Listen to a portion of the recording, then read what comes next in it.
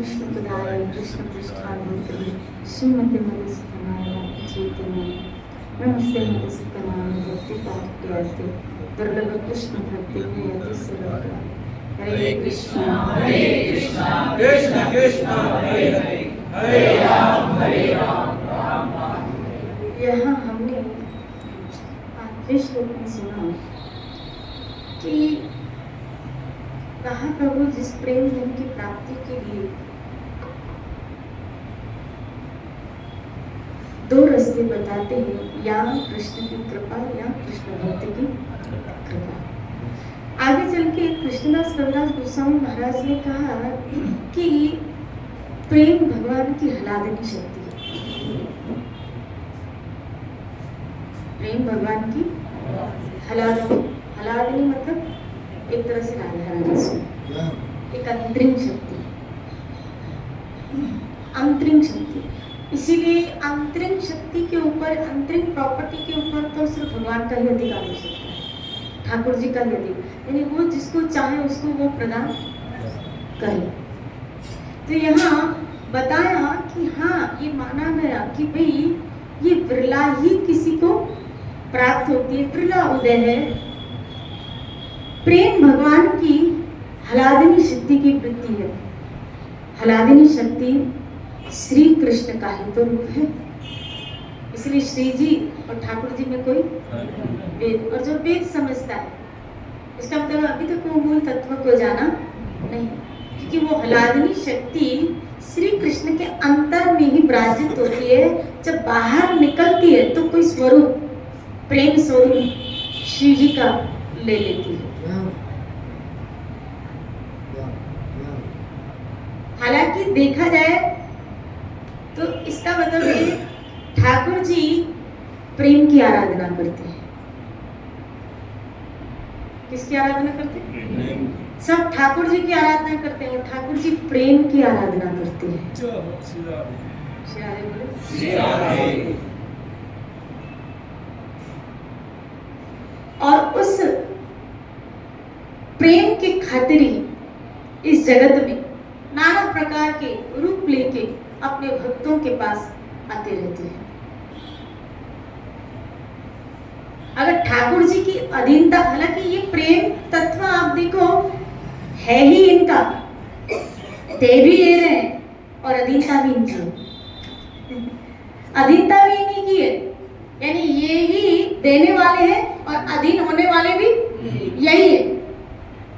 और कोई तत्व है इनको अधीन कर नहीं सकता, और कोई ऐश्वर्य इनको अधीन नहीं कर सकता। चाहे बड़े से बड़ा ऐश्वर्यवान व्यक्ति क्यों ना हो, लेकिन भगवान को उसका ऐश्वर्य अधीन करने में समर्थ नहीं है। इसीलिए भक्तों ने मांगा तो इस प्रेम धन को मांगा। तो इसका मतलब है क्या भक्त भगवान को अधीन करना चाहता है क्या? श्री राधे। क्या भक्त भगवान को अधीन करना चाहता है इसलिए प्रेम चाहता है? प्रश्न आता है, क्या भक्त भगवान को अधीन करना चाहता है? क्योंकि भगवान है ही प्रेम के अधीन। तो क्या भक्त भगवान को अधीन करना चाहता है इसलिए प्रेम धन मांगता है? तो फिर प्रेम क्यों मांग रहा है?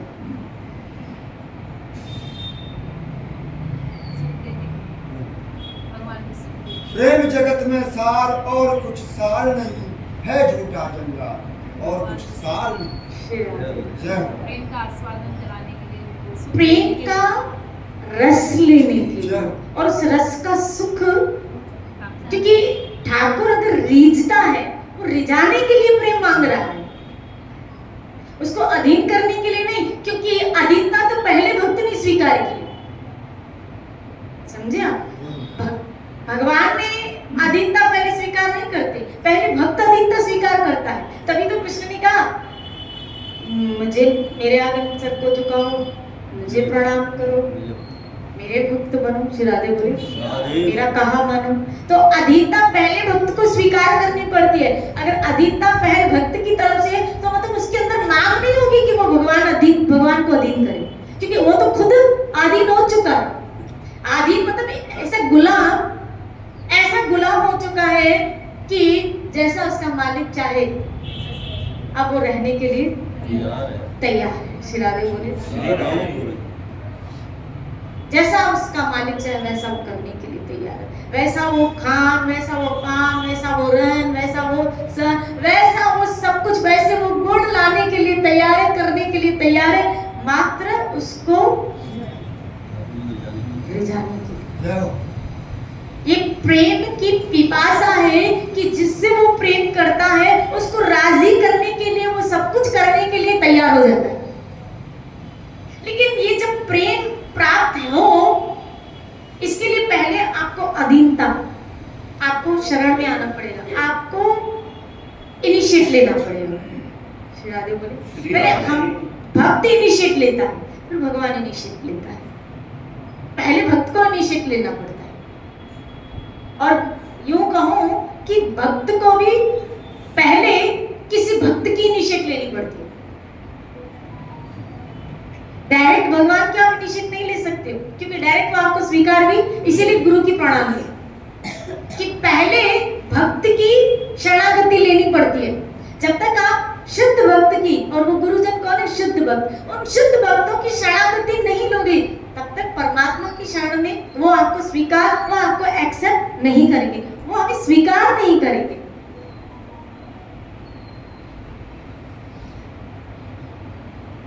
इसीलिए पहले भक्त अधीन होता है, और भक्त के अधीनता, और फिर भगवान की कृपा उस जीव के ऊपर बरसती है। जब उसके अंदर वो एक वांछा देखता है, एक इच्छा देखता है कि ये मेरा प्रेम पाने का इच्छुक है।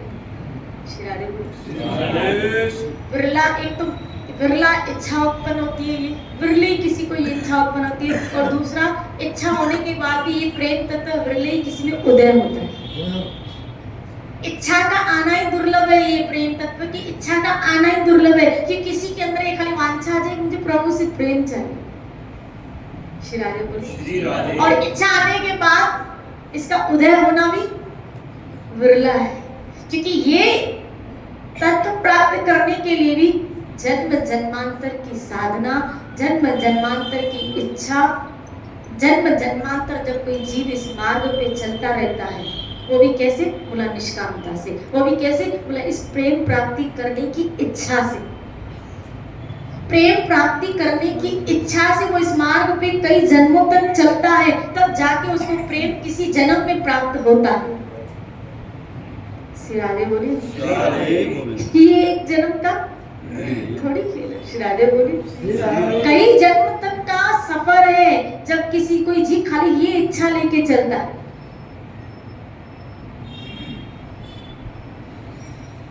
और उसने अगर उसको ये भाव कि भगवान को सुख देने का, ईश्वर को रिझाने का, वो जो भी भक्ति की क्रिया करता है वो ईश्वर को फिर रिझाने के लिए करता है, उसको सुख देने के लिए करता है।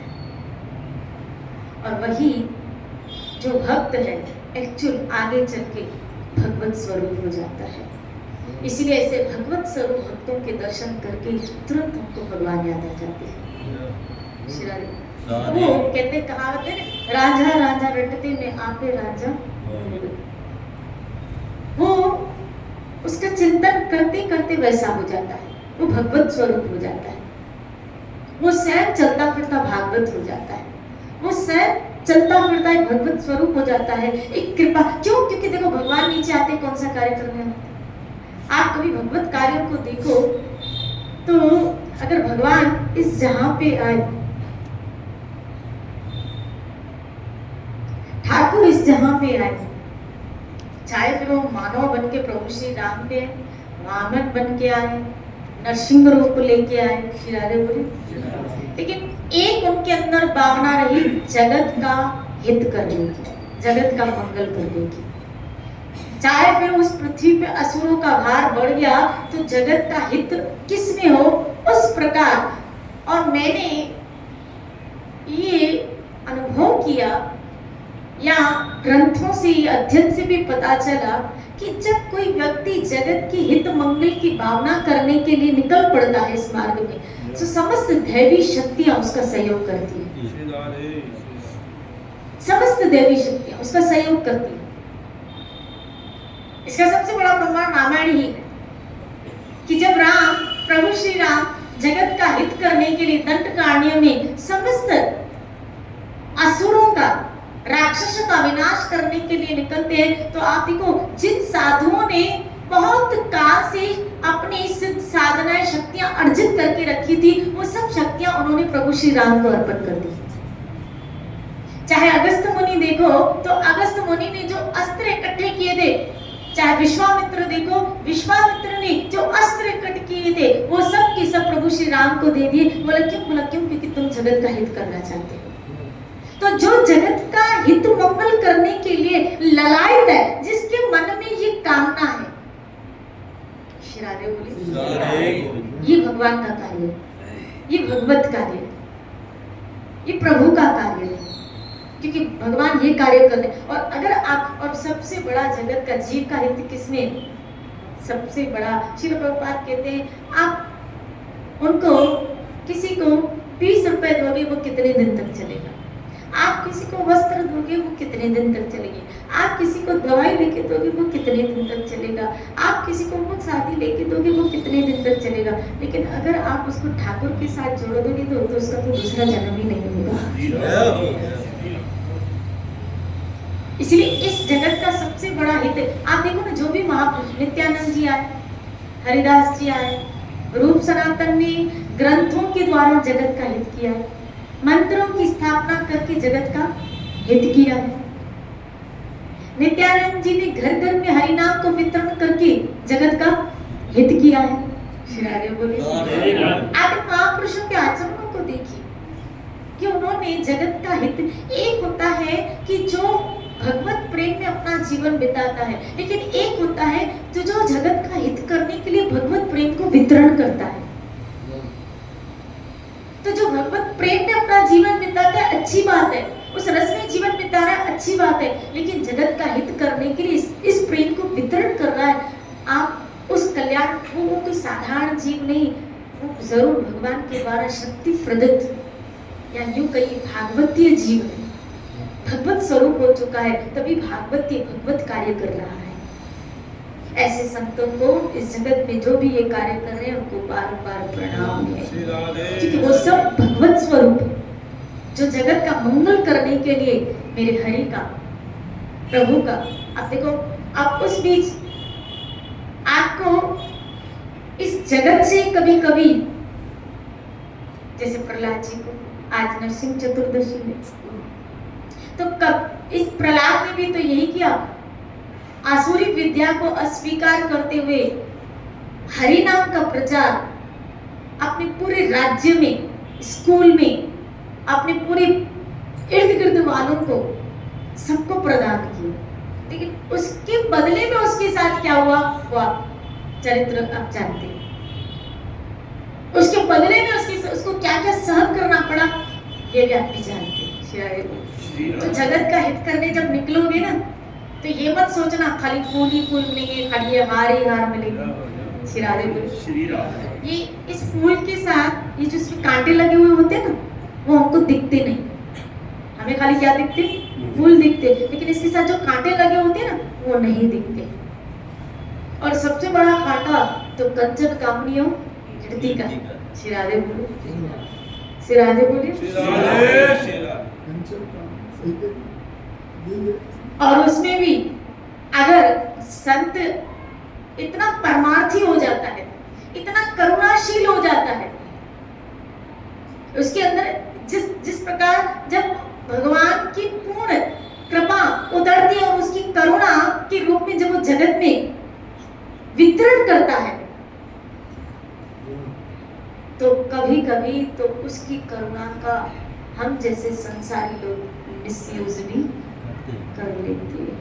श्री राधे बोले, हम अपना स्वार्थ, अपना हित, अपना स्वार्थ, श्री राधे बोले, अपना स्वार्थ कैसा? बोला पांव छुएंगे, क्यों? बोला इनके पांव छूने से हमारे पांव का दर्द निकल जाएगा। बोला यहाँ हाथ लगाइए, क्यों? बोला हमारा दर्द घुटनों का चला ले। श्री राधे बोले, हमारे यहाँ यहाँ हाथ लगाई, बोला क्यों? कमर से दर्द जाता नहीं है तो हमारा दर्द चला जाए। शिरारे बोलिए चलिए आप यहाँ चलिए। बोला क्यों चलिए यहाँ पे?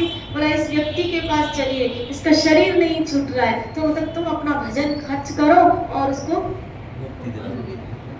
मुक्त करो।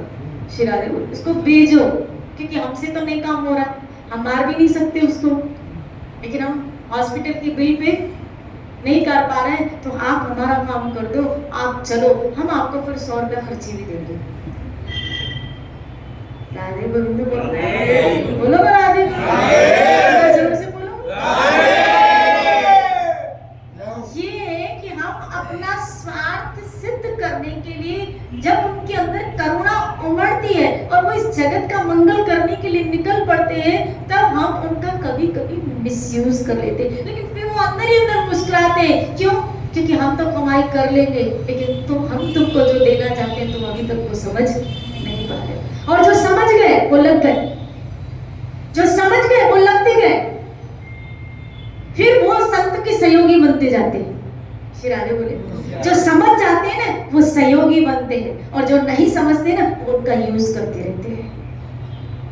जो समझ जाते हैं वो सहयोगी बनते हैं कि हमें भी इस सेवा में थोड़ा बहुत योगदान करना चाहिए, हम भी एक हिस्सा बने इस सेवा में, वो सहयोगी बन जाते हैं। शिरारे बोलिए मुझे लगता है हमें उन संतों का सहयोगी बनना चाहिए, ना कि हाँ उल्टा ये करो, उनसे शिक्षा लेके खुद वजन की कमाई करो। और ऐसे आप मालदार बन जाओ कि अपने प्रारब्ध कर्म का जो दुख आ रहा है उसको काटने में खुद समर्थ बनो। जो उन्होंने आपको कमाई दी है, जो उन्होंने आपको नाम दिया है, उसको कमा के, ना कि उनकी कमाई का हिस्सा। सहयोगी तो नहीं बनते, उल्टा उनके कार्य में सहयोगी तो नहीं बनते, उल्टा उन्होंने जो कमाया होता है वो भी हम हड़प लेते हैं। और वो इतने दयालु होते हैं, वो देने से भी कतराते नहीं है। ठीक है, श्री बोलिए, बोलो ना श्री राधे। धन्य है ऐसे महापुरुष, धन्य है ऐसे संत। संत न होते जग में तो जल बढ़ता संसार। श्री राधे बोले। इसीलिए यहाँ जो महाप्रभु चैतन्य कह रहे हैं कि कृष्णदास कविराज गोस्वामी कह रहे हैं, कृष्ण की हलादनी शक्ति है प्रेम। प्रेम केवल कृष्ण की ही एकमात्र संपत्ति है। ये कृष्ण, इसका मतलब है जिस घट में प्रेम उदय हो जाता है वो कृष्ण की प्रॉपर्टी बन जाता है। किसी जीव के अंदर अगर प्रभु प्रेम जागृत हो जाए, समझ लेना ये जीव भी कृष्ण की संपत्ति है। एक्चुअल तो सब कुछ कृष्ण की संपत्ति है, लेकिन प्रेम पे विशेष वो अधिकार जताते हैं। सब पे अधिकार नहीं जताता है ठाकुर, सब पे अधिकार नहीं जताता है। सबके लिए समान है, लेकिन अधिकार सब पे नहीं जताता है। अधिकार तो जिन पे उसके लिए प्रेम उदित हो जाता है उस पे जताता है। श्री राधे बोले। हाँ, सब पे माखन तो बहुत लोग निकालते थे। अब उस वक्त उस काल में, त्रेता में, पता नहीं कितने ग्वाले थे और कितने लोग माखन निकालते थे, लेकिन उन्हीं गोपियों के पास जिनके हृदय में श्री कृष्ण के प्रति प्रेम था, प्रभु के प्रति प्रेम था, उसी माखन पे कृष्ण ने अपना अधिकार जताया है। सब पे नहीं, सब पे। श्री कृष्ण ही सबके मूल प्रेम प्रदाता है। भक्तों के अनुग्रह के माध्यम से भी प्रेम के प्रदान करने वाले तो मूल रूप से श्री कृष्ण ही है। फिर श्री राधे बोले, भक्त के माध्यम से भी कृष्ण प्रेम श्री कृष्ण ही देते हैं। इसलिए हम भक्त को कहते हैं कृष्ण कृपा मूर्ति। वो कृष्ण की चलती फिरती कृपा की मूर्ति है। श्री राधे बोले, वो कृष्ण को, कृष्ण की कृपा को, कृष्ण से लेके कृष्ण की कृपा को हम पे बरसाते हैं। वो उस प्रेम धन को श्री कृष्ण से लेके, अब भक्त के अनुग्रह से मिल रहा है हमको, तो समझ लीजिएगा उस भक्त के माध्यम के द्वारा भी श्री कृष्ण ही, क्योंकि मैंने पहले ही कहा कि वो अब भक्त नहीं रहा, वो भगवत स्वरूप बन जाता है। वो चिंतन करते करते ऐसे भगवत स्वरूप बन जाता है कि वो भगवान की कृपा लुटाने के लिए तैयार हो जाता है। कि भगवान अपने आप से अपनी कृपा सहजता से नहीं लुटाते ना, श्री राधे बोली, लेकिन भक्त के रूप में अपनी कृपा बड़ी सहजता से जीवों के ऊपर लुटाते हैं। आप स्वतः चल के नहीं, लेकिन भक्त के रूप में अपनी कृपा जरूर लुटाते हैं। इसीलिए इन भक्तों का सत्संग, इन भक्तों का कीर्तन, ये कृपा का प्रसाद है जो हमारे ऊपर बरसता है। और ये मेरे ठाकुर की ही वाणी होती है जो इनके मुख के द्वारा हमें कृपा के रूप में मिलती है। श्री राधे बोली, साक्षात इनके मुख के द्वारा हमें कृपा के रूप में मिलती है। ठाकुर उस वाणी के द्वारा हमारे अंतर की परतें खोल के, अज्ञान की परतें खोल के, जो जड़ मन बन चुका है उसको पिघला के उसमें प्रेम तत्व प्रकट करने में, इसीलिए तो कालिया को कहा जाओ गरुड़ के पास, प्रभु आप मेरा स्वभाव बदल दो। गरुड़ ने, कालिया ने कहा, बोला मैं कैसे बदल सकता हूँ, मैं तो खाली कर्म के अनुसार रिजल्ट देता हूँ, मैं बदलने का काम नहीं करता हूँ, बदलने का काम तो मेरे संत करते हैं, इसलिए जाओ गरुड़ के पास। मैं ही उन संत भक्तों के हृदय में प्रकट होके जीवों के अंदर उनके स्वभाव को, मूलत स्वभाव को बदलने का काम करता हूँ। इसीलिए इन संतों के रूप में ये चलते फिरते भगवत स्वरूप है जो भी इस कृपा को बांटते चल रहे हैं। श्री राधे बोले, जो भी लोगों को हरि नाम सुनाए जरूर वो प्रेम तत्व, वो कृपा का तत्व उनके अंदर प्रकट हुआ है, ईश्वर तत्व वो प्रकट हुआ है, तभी उनके अंदर ये भाव आया है कि जीवों का मंगल हो, जीवों का, क्योंकि मैंने कहा ये भगवान का कार्य, ये ईश्वर का कार्य, जगत का हित करना, जगत का मंगल करना, जो सामने आया है उसके कल्याण की भावना सोचना, ये जीव तो स्वार्थ से गड़ा है, जीव स्वार्थ से गड़ा है, और वो भी कलयुग में वो किसी का हित सोचे, वो सिर्फ अपना हित सोचता है। इसलिए इस युग को कहा गया स्वार्थ युग। वहां यहाँ सिर्फ वो अपना स्वार्थ देखता है, अगर उसके अनुसार नहीं हुआ तो वो सामने वाले को रफा दफा करते भी देर नहीं करेगा, उससे मुंह मोड़ लेगा, उससे बात भी नहीं करेगा, उससे टेढ़े मुंह कर लेगा। श्री राधे बोलिए,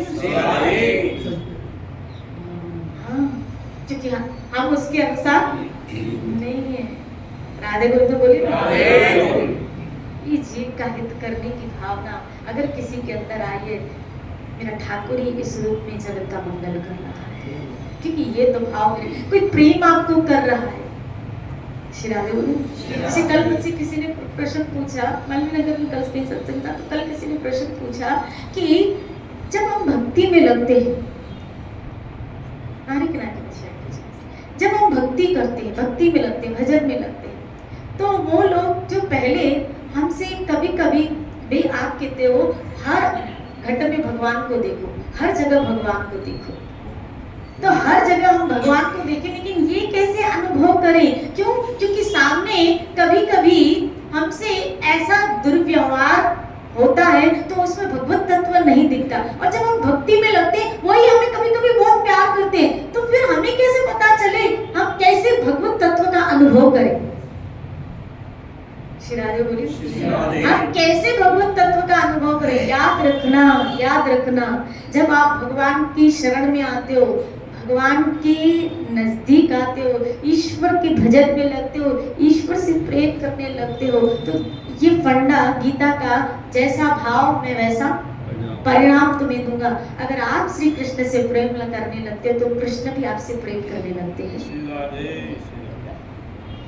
अब वो प्रेम किस रूप में प्रकट करेंगे? उन्हीं लोग, आपके इर्द गिर्द वालों के रूप में।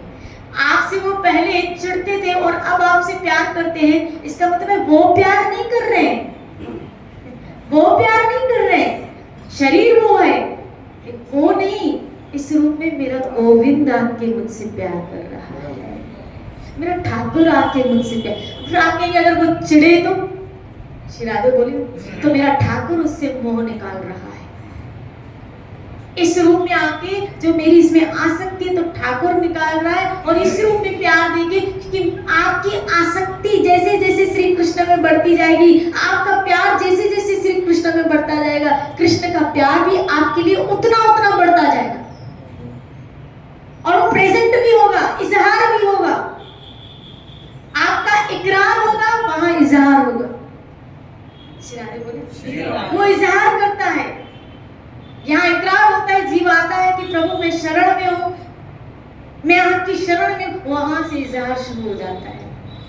देखो, इन संतों को पूरा जग प्यार करता है।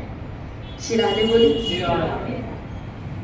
पूरा जग प्यार करता है, नहीं करता? श्री राधे बोली, एटलीस्ट जो लोग भक्ति तत्व में श्रद्धा रखते हैं वो तो संतों का सम्मान करते ही हैं, करते ही। इन रूपों में मेरा ठाकुर ही तो हमको प्यार कर रहा है, और कौन? इसीलिए हमें भी अगर कोई करे ना, पहले नफरत कर रहा है अब कर रहा है, श्री राधे बोलिए, इसका मतलब है वो और नहीं, मेरा ठाकुर ही। और प्रहलाद से एक बात और सीखने की है, प्रहलाद से हम सीख सकते हैं।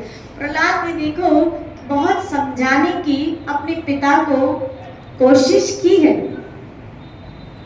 कि पिताजी हर जगह मेरा हरि है, हर जगह मेरा हरि है। बार बार उसको टटोला गया, उसको मारा गया, उसको धमकाया गया, लेकिन जब प्रहलाद ने देखा कि सामने वाला बंदा भगवान की शरण में आने के लिए तैयार नहीं है, उल्टा भगवान को गालियां दे रहा है।